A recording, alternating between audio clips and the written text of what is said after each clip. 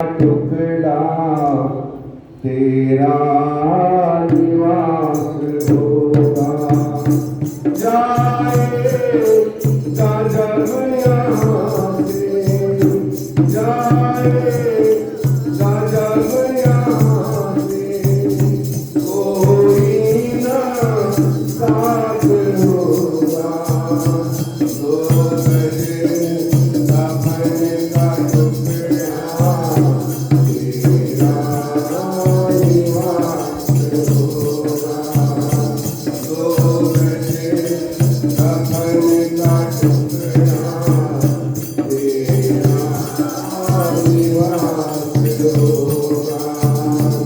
जाएगा जब यहाँ से, जाएगा जब यहाँ से, कोई ना साथ होगा। दो बजे सपने का टुकड़ा तेरा निवास होगा। दो बजे सपने का टुकड़ा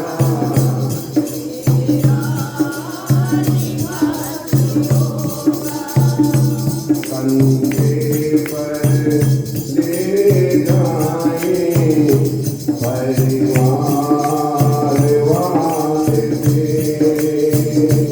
कंधे पर धर ले जाए परिवार वाले थे। यमदूत ले पकड़ कर दोने के घेरा डाले। यमदूत ले पकड़ कर दोने के घेरा डाले। पीते का झांसी अपनी, पीते का झांसी अपनी, गुण बड़ा उदास होगा। दो बजे सपने का टुकड़ा तेरा निवास होगा। दो बजे सपने का टुकड़ा तेरा निवास होगा। जाएगा जब यहाँ से, जाएगा जब यहाँ से, कोई ना साथ होगा। दो बजे सपने का टुकड़ा तेरा निवास होगा। दो बजे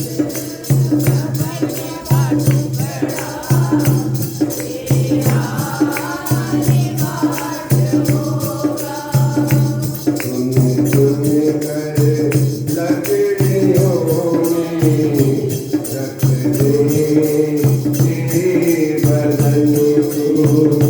सुन सुन के लकड़ियों में रख दे तेरे बदन को।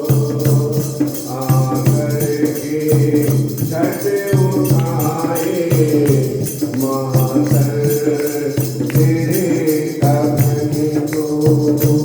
आकर के छठ उठाए मातर तेरे कफन को। दे देगा आज तुझको, दे देगा आज तुझको, बेटा जो खास होगा। दो बजे सपने का टुकड़ा तेरा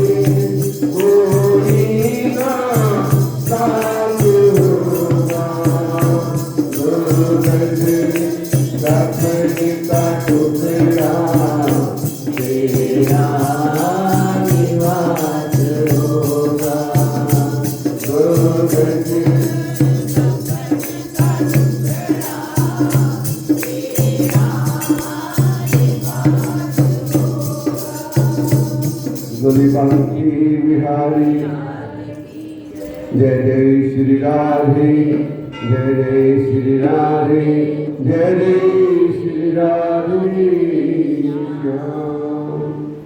तो इसलिए भैया भजन करो, क्योंकि भजन ही पार करने वाला है। समय बड़ा विकट आने वाला है। आज ना जाने कितने लोग काल के गाल में समा गए। आपके सामने जो कभी सुना नहीं था, देखा नहीं था, ऐसी बीमारी चल रही है, अभी भी चल रही है। लेकिन जो प्रभु का भक्त है बस वो बचा हुआ है, जो भजन कर रहा है। ये बड़े बड़े को परिवार के परिवार काल के गाल में समा गए और उन सबको हमारे इस मंच से और सभी भक्तों की भक्ति में से थोड़ी थोड़ी श्रद्धांजलि, ताकि उनकी आत्मा को प्रभु अपने निज धाम में स्थान दे, जो भी संसार से चले गए, और इस कथा का भी उनको फल मिले जो जैसी भी हो रही है। हम तो अज्ञानी हैं, हम कुछ नहीं जानते, जो वो बुलवाते हैं वही बोलते हैं। मैं अज्ञानी मतिमंद पड़ी नरक की खान, प्रभु तुम सर्व समर्थ हो और तुम ही सब कुछ जान, तुम ही सब कुछ जानते हो, मैं तो कुछ नहीं जानता, मैं तो अज्ञानी हूं, अनविज्ञ हूं।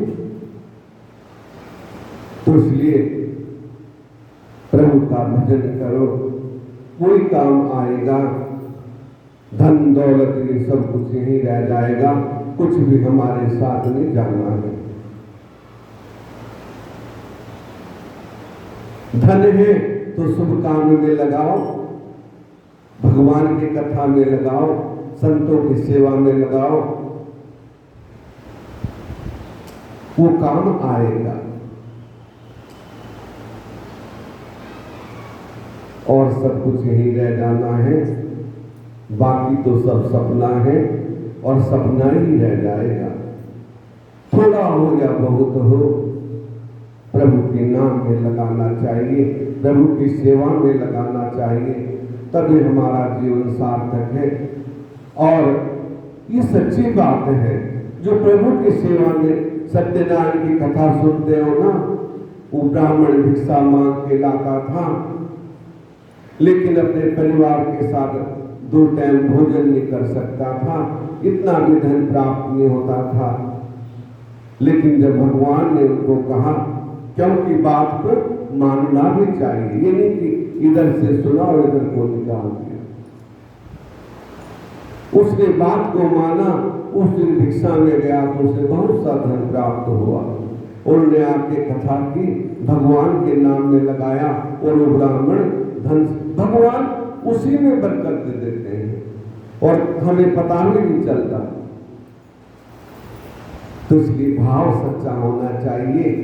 भाव सच्चा है तो भगवान उसी में बरकत डाल देते हैं, थोड़े में ही बरकत डाल देते हैं, उसे ही वो सवाया कर देते हैं। ना जाने कैसे कर देते हैं, वो तो वही जाने। तो इसलिए मन में भाव होना चाहिए, और जब भाव है तो प्रभु अवश्य उस भाव को पूर्ण करते हैं। तो इस तरह ये सत्संग है, सत्य का संग ही सत्संग है। और सत्संग सता संग करने से हम भाव से पार हो जाते हैं। कथाएं तो बहुत है, हमने बहुत सुनी है, लेकिन सत्संग बड़े भाग से मिलता है।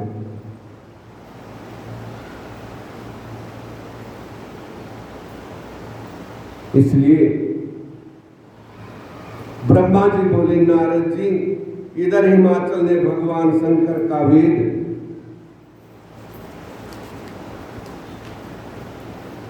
विधि पूर्वक उपनेत्र संस्कार कराया गया।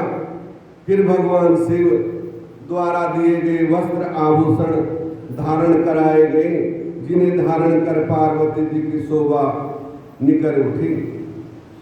श्री गर्ग जी हिमाचल से बोले कि पर्वतराज, लगन का समय निकट है, अब आप शंकर को बुलाइए। हिमाचल ने ब्रह्मा जी को सदाशिव को बुलाने के लिए भेज दिया।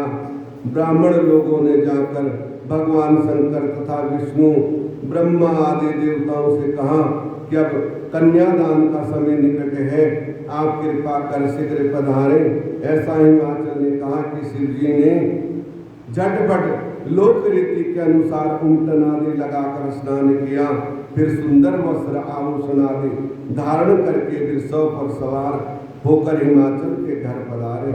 मैना ने ब्राह्मण स्त्रियों के साथ अन्य सौभाग्य स्त्रियों के साथ मिलकर भगवान की आरती की। फिर आचार्य बने हुए ब्राह्मणों ने मधुपर्क हिमाचल से दिलवाया। तब आभूषणों से भूषित अपनी पुत्री को हिमाचल ले आए और वेदी पर भगवान के पास बिठा दिया। फिर बृहस्पति आदि शुभ लग्न का अवसर देखकर कन्यादान के पूर्व का कार्य करने लगे। ऐसे पार्वती का विवाह हुआ। हिमाचल ने कन्यादान किया। शिव पार्वती एक दूसरे का मुख देखकर प्रसन्न हुए। आज शिव शक्ति का मिलन होने जा रहा है और दोनों एक दूसरे को देख के बड़े प्रसन्न हुए।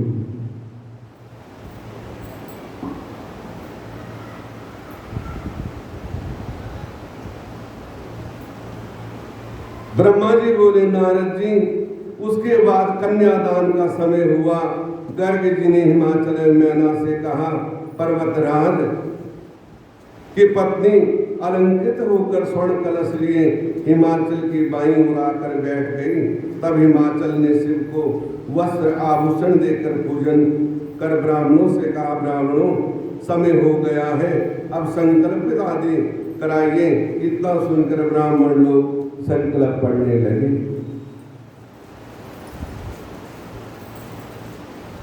हिमाचल जी ने सदाशिव से कहा, हे शंभु, आप अपना गोत्र, परवर, कुल, नाम, वेद, शाखा आदि सब कुछ ब्राह्मणों को लिखवा दीजिए ताकि वो बोल सके कि किस गोत्र के। परवर कहते हैं किस शाखा के हैं, किस जाति के हैं।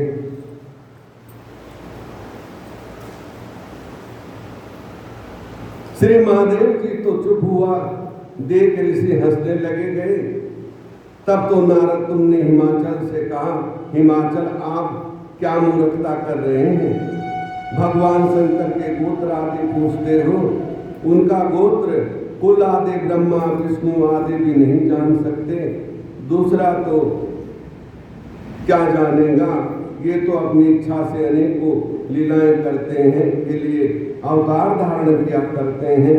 हिमाचल, अब तो जो कुछ भी है, कुलीन है या कुल वाला है, तुम्हारी कन्या पार्वती का पति है। अब जैसा भी है, ये कुलीन है, किस कुल का है, किस गोत्र का है, ये कुछ मत देखो। अब ये केवल तुम्हारी कन्या का पति है और ये सिर्फ देवताओं का कार्य करने के लिए इन्होंने ये लीला रची है, अन्यथा इनको क्या जरूरत है?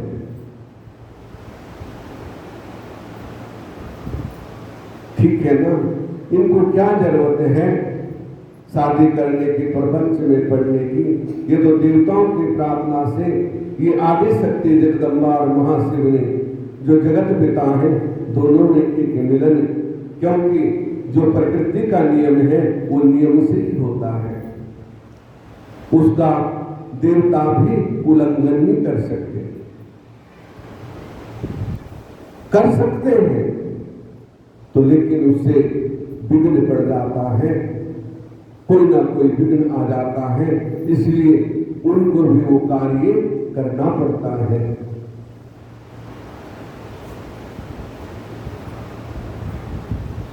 अवतार धारण क्या करते हैं। हिमाचल अब तो तुम जो कुछ भी कुलीन है या तुम्हारी कन्या पार्वती के पति ही बन गए हैं। अतवे इनका गोत्र कुल तो नारद जी भी शिव अस्में नादमय है और नादमय अस्में शिव है। इन दोनों में कोई भेद नहीं है। नारद जी आपने इतना सुन के हिमाचल आश्रय में पड़ गए। इधर देवता और ऋषि आश्रय में पढ़कर भी जय जयकार करने लगे। तब मेरू आदि पर्वतों ने कहा कि हिमाचल जी क्यों देर कर रहे हो, कन्यादान क्यों नहीं करते। तब पार्वती की बात सुनकर हिमाचल विधि पूर्वक कन्यादान करने लगे। प्रतिज्ञा संकल्प हुआ। हिमाचल ने कहा मैं सदाशिव को अपनी कन्या का दान करता हूँ, आप इसे धर्म पत्नी के रूप में स्वीकार करें।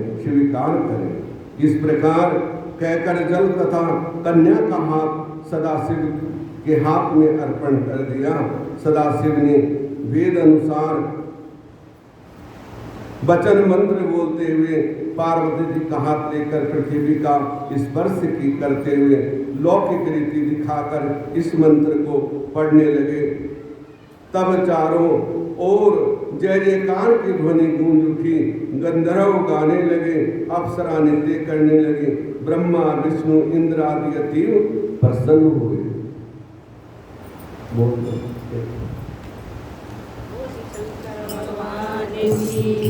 हिमाचलपुर में जय जयकार हुई और उत्सव मनने लगा, क्योंकि पार्वती का कन्यादान हो चुका और सबने उत्सव मनाया। बोले शंकर भगवान की।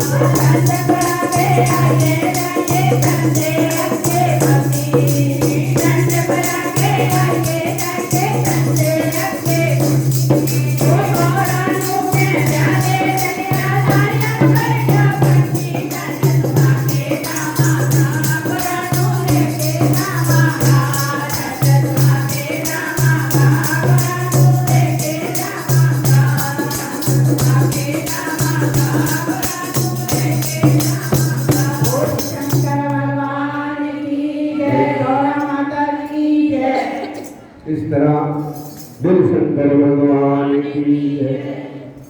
विवाह में बड़ा उत्सव हुआ। बाद में हिमाचल ने भगवान शिव को अनेकों वस्तुएं प्रदान की। रत्न जटित स्वर्ण के आभूषण, पात्र, दूध देने वाली बहुत सुंदर सजी हुई 1.25 लाख गौएं, सजे सजाए सुंदर 100 घोड़े, रूपवती सजी सजाई युवती, 1 लाख दासियां, 1 करोड़ हाथी, सोने तथा जवाहरातों से जड़े हुए 1 करोड़ रथ सब दहेज में दिए। उसके बाद मंध्वज कहे हुए स्तोत्र द्वारा हाथ जोड़ से स्तुति की। तब मुनिजन भगवान शंकर तथा पार्वती के सिर का अभिषेक करने लगे। ब्रह्मा जी बोले नारद जी, उसके बाद मेरी आज्ञा पाकर ब्राह्मणों ने अग्नि स्थापित कराया। फिर ऋगु यजुर्वेद के मंत्रों द्वारा सदाशिव ने हवन कराने लगे। उस समय पार्वती के भ्राता मैनाक ने आकर पार्वती की कोखिलें दी। फिर लोक मर्यादा के अनुसार अग्नि की परिक्रमा करने लगे। नारद जी उस समय शिव माया से मोहित होकर पार्वती जी के चरणों को देखते ही मैं काम पीड़ित हुआ। तब तो मेरा वीर्य प्राप्त होकर पृथ्वी पर गिर पड़ा।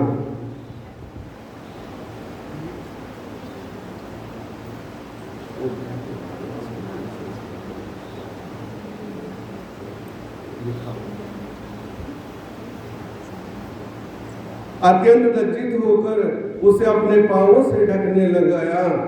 मेरे इस कर्म को शंकर ने देख लिया, तब तो कुर्पित होकर मुझे मारने की इच्छा की। मैं भय से कांपने लगा। उपस्थित देवता भयभीत हो गए। देवता बोले सदाशिव अक्षमा करें, आप सत्यचित आनंद स्वरूप हैं।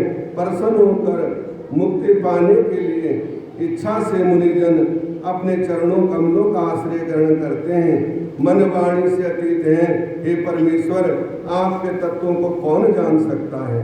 ब्रह्मा जी बोले, तब इस प्रकार देवताओं की स्तुति सुनकर मैंने उन्हें क्षमा कर दिया। सभी देवता निर्भय हो गए, ब्रह्मा जी को क्षमा कर दिया। नारद जी, मैंने अपने वीर्यों को पांवों से मसल दिया, उससे अनेकों कण हो गए, जिनके हजारों बाल खिले ऋषि हो गए। वे बड़े तेजस्वी उठकर मेरे पास पहुंचे और पिताजी पुकारने लगे।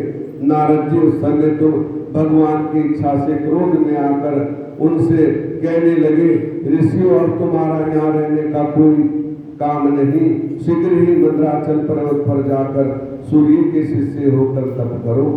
तब भगवान शंकर को प्रणाम करके वो गंधमादन पर्वत पर चले गए। इस तरह ब्रह्मा जी बोले, नारद जी, शिव से सखियां हंसी करने लगी। अब तो तुम्हें पार्वती का दास बन के रहना पड़ेगा, क्योंकि माताएं करती हैं ना, जब शादी होती है दूल्हे से अटकेलियां करती हैं। अब तो तुम बैरागी थे, लेकिन अब बैराग कहाँ जाएगा। ये चटाई भी सुलझा के रखनी पड़ेंगी, पार्वती के बाल सुलझाने पड़ेंगे और अनेक तरह से उनको मजाक करने लगी।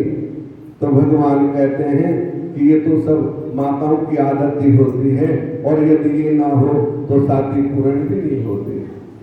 ये तो हर शादी में होता है। और बड़ी हंसी मजाक की। ब्रह्मा जी बोले, नारद जी, हिमाचल ने अपना आंगन साफ कराया, लिपवाया। उसके बाद अपने पुत्र और अन्य पर्वतों को भगवान शंकर के पास भेजा। जाकर कहने लगे, हे परमेश्वर, आप कृपा करके विष्णु ब्रह्मा आदि सभी देवता ऋषि मुनियों को साथ लेकर भोजन कराइए। तब इस प्रकार सभी ने भोजन किया। बड़े व्यंजन बने थे जिनकी कोई गिनती भी नहीं है। अनेक प्रकार के व्यंजन वहां पे बने थे। सदाशिव ने प्रार्थना करने लगे, महेश कृपा करके आप भी जन्माशय में पधारे, देवतागण आपकी देख रहे हैं।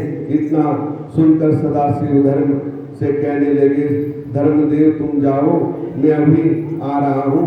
ये कहकर उसे भेजा और अपने मन में जाने की इच्छा करने लगे।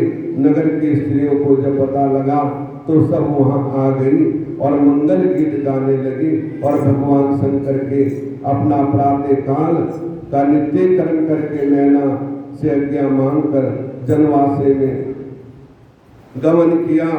और ऋषि मुनि उनको मुझे प्रणाम करके बैठ गए।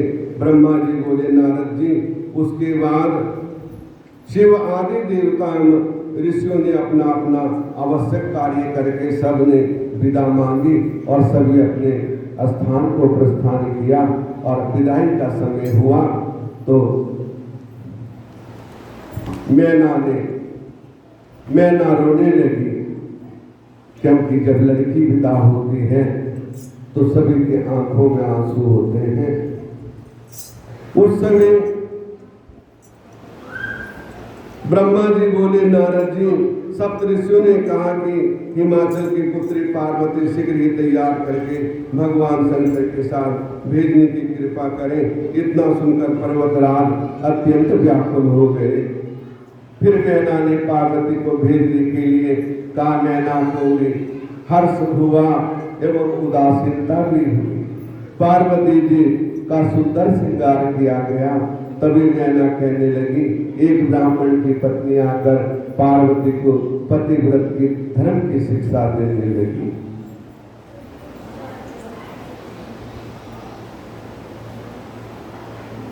उसने कहा, पार्वती जी, जो स्त्रियां पतिव्रत धर्म वाली होती हैं ना, वो धन्य हैं।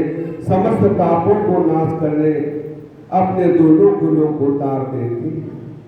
जो स्त्री अपने पति को साक्षात ईश्वर समझकर उसकी सेवा करती है, उन्हीं से लोक में आनंद प्राप्त होता है, अंत में सदगति प्राप्त होती है। पार्वती पतिव्रता स्त्री पति के भोजन कर चुकने के बाद भोजन करे, पति के सो जाने के बाद सोवे, क्रोध से अथवा प्रसन्नता से पति का नाम मुख से कभी ना ले। कभी पति को में क्रोध आप कुछ मार बैठे तो सहन करें, उत्तर में मारो या मारो ऐसा सब ना कहे, ठीक है ना। यदि पति कुछ मार भी दे तो सहन करें, ये नहीं कि मैं भी मारूंगी। और आजकल तो ऐसा ही है, तो कहां पतिव्रत रह गया,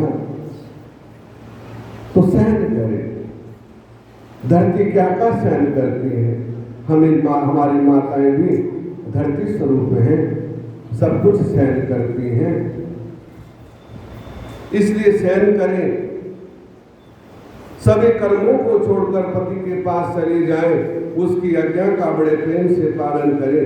पतिव्रता कभी द्वार पर खड़ी ना हो, किसी दूसरे के घर जाकर बिना कारण ना बैठे, अपने घर की वस्तुएं धन आदि किसी को न दे, पति के सेवन की चीजों को ठीक समय पर यथास्थान पर संभाल कर रखें, अपने काम काज में चतुर रहें। पति की आज्ञा का पालन करना पतिव्रता का मुख्य धर्म है।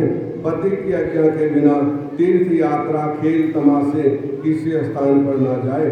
तीर्थ स्नान इच्छा से पति के चरण धोकर उसमें स्नान कर ले और उसी को पी ले, ठीक है ना। तीर्थ की इच्छा हो तो पति के चरण धो के उसका जल स्पर्श अपने जल में, नहाने के जल में मिला ले तो उसको तीर्थ का फल मिलता है, व्रत का फल मिलता है। पति के झूठे अत्र को परम प्रसाद समझकर ग्रहण करे, श्राद्ध आदि पर्वों में बांट कर ना खावे, किंतु पति की जूठन खाना सर्वोत्तम है। किसी की चीज के लिए भी पति से झगड़ा ना करे, ठीक है ना। जैसे आजकल की माताएं हैं कि करवा चौथ आ रही है, अब आने वाली है, ये ला के दोगे तभी व्रत रखूंगी, और नहीं तुम्हारा टिकट कट जाएगा, ठीक है ना।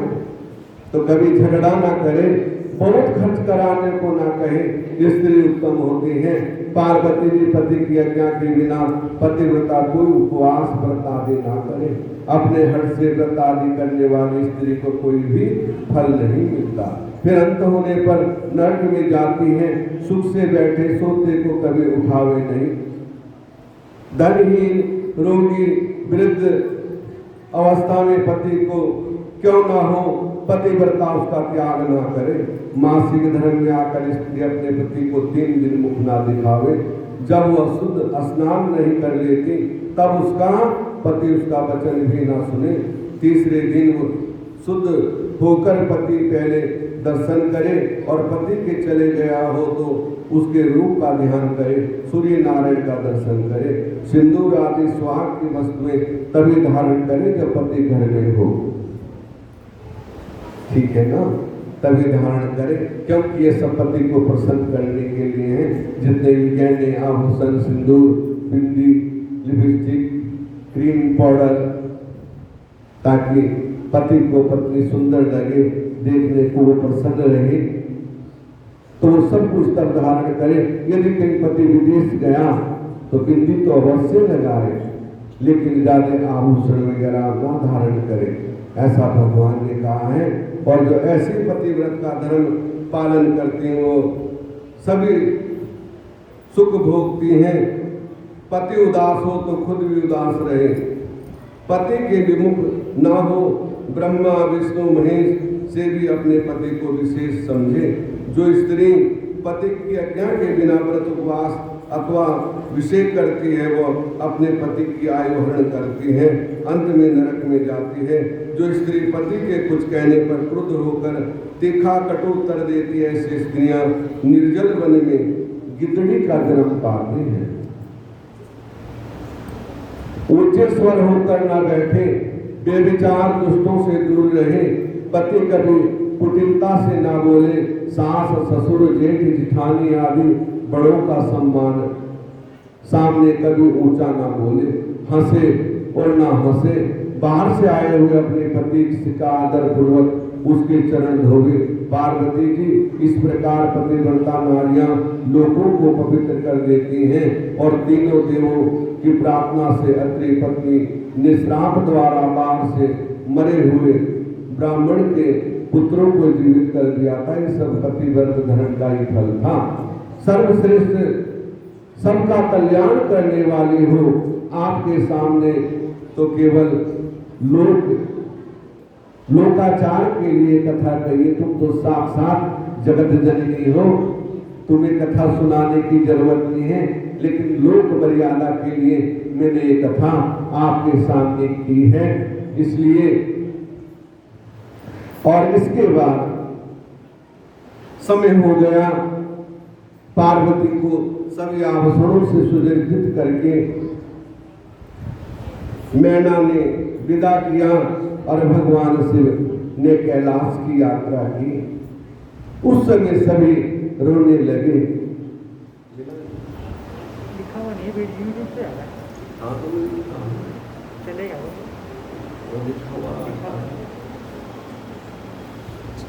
तो सभी का मन खिन्न हो गया, क्योंकि जब विवाह हो जाता है सभी चले जाते हैं।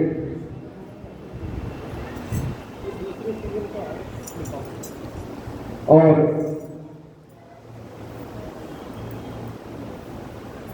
सभी जो है खिन्न मन हो गए और सभी के आंखों में आंसू आ गए।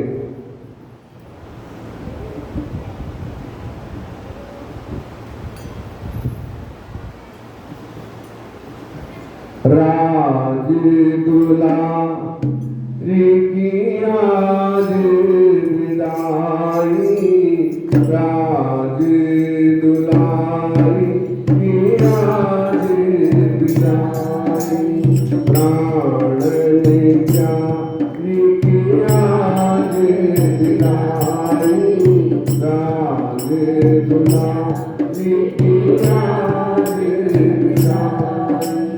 हाय रे विधाता ये तो बता दे, हाय रे विधाता ये तो बता दे, सारे वो कन्या की जात बनाई आज विदाई, राज दुलारी की आज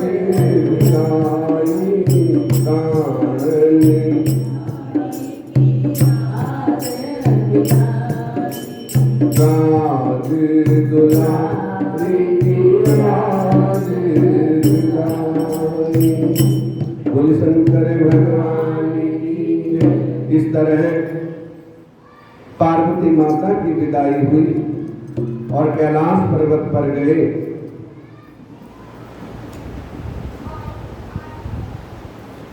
ब्राह्मण लोगों ने उनके धैर्य का दिया और यात्रा का शुभ लग्न बताते हुए कहा समय रोना अच्छा नहीं है।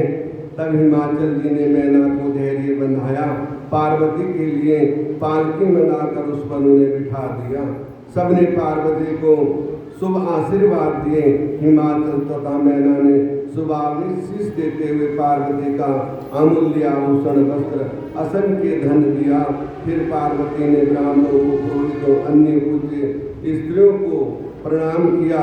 फिर उनकी पालकी चली और पार्वती के चलने से समय हिमाचल ने श्री महादेव जी को जाकर प्रणाम किया। विष्णु आदि देवताओं ने गले लगाकर मिले।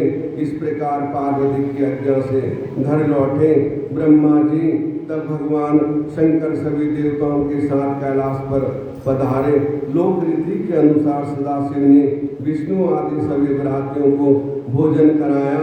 तब बरातीगण सदाशिव की आज्ञा लेकर अपने अपने घर को चल दिए। सबने, जैसे आजकल हम कहते हैं ना कि धाम दिया है कि बरात आई उसके बाद धाम का भोजन होता है, तो भगवान शिव ने सभी को भोजन कराया। सभी देवताओं को, वो तो पल भर में सब कुछ कर सकते हैं, और सबने भोजन किया। और सभी से अपने लोगों को भगवान शिव के विवाह का मन में उत्सव लेके सभी शिव विवाह का वर्णन करके, ये शोक नाश करता है, हर्ष को बढ़ाने वाला और मुक्ति को देने वाला है। जो शिव विवाह को सुनता है, इसमें उत्सव मनाता है, प्रसन्न रहता है, और जो कुछ है संकल्प करता है विवाह के सामान, तो वो इस लोक का सुख भोग कर अंत में वैकुंठ लोक को जाता है, परम धाम को जाता है। बोली शंकर भगवान की। हर हर महादेव शंभो काशी विश्वनाथ। हर हर महादेव शंभो काशी विश्वनाथ। काशी विश्वनाथ गंगे, काशी अमरनाथ गंगे। हर हर महादेव शंभो काशी विश्वनाथ गंगे। हर महादेव शंभो काशी विश्वनाथ गंगे। बोल शंकर भगवान